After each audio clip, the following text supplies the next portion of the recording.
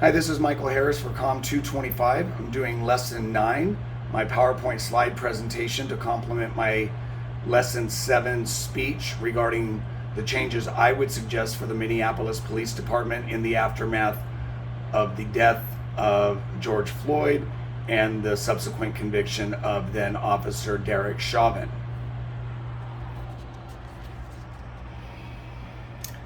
For my opening, I've chosen to use an image showing what was shown in court of how Officer Chauvin used physical force to restrain Mr. Floyd, which ultimately caused his death.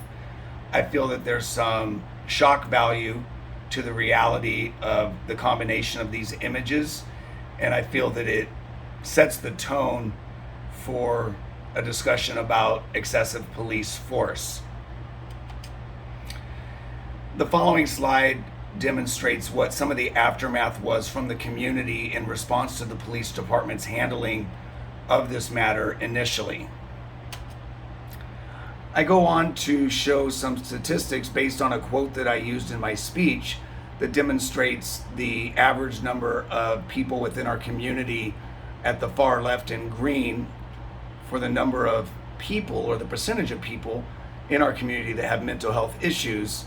The yellow showing that percentage within the total population of the incarcerated, red being our county jails, purple being our state prisons, and blue being our federal prisons. In my speech, I talk about the police department's tendency to focus only on deadly force versus some less lethal or non-lethal alternatives, and I thought that this photo would kind of burn into my audience's memory in their recalling my speech. Alternatively, crisis response teams that work with the police department or as part of the police department actually seek to de-escalate situations by acknowledging what may be occurring with a potential suspect, and rather than handling it solely as a criminal matter, they have the opportunity to look at the underlying causes and avoid situations like what happened with Mr. Floyd and Mr. Chauvin.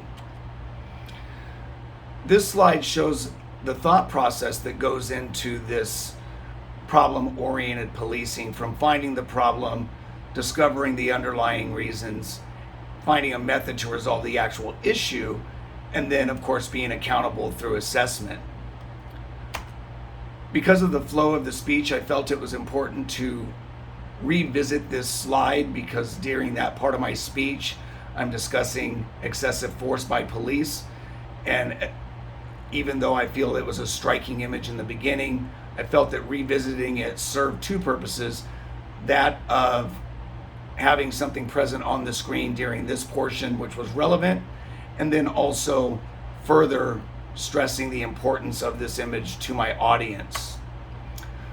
Finally, we talked about police accountability because in my speech I talk about internal investigations, and here are some bits of information about police killings, punishment of officers that commit such acts, how police unions play into that, how qualified immunity also protects police frequently, and then how civilian oversight thus far has been highly ineffective due to police department reluctance to participate in that process.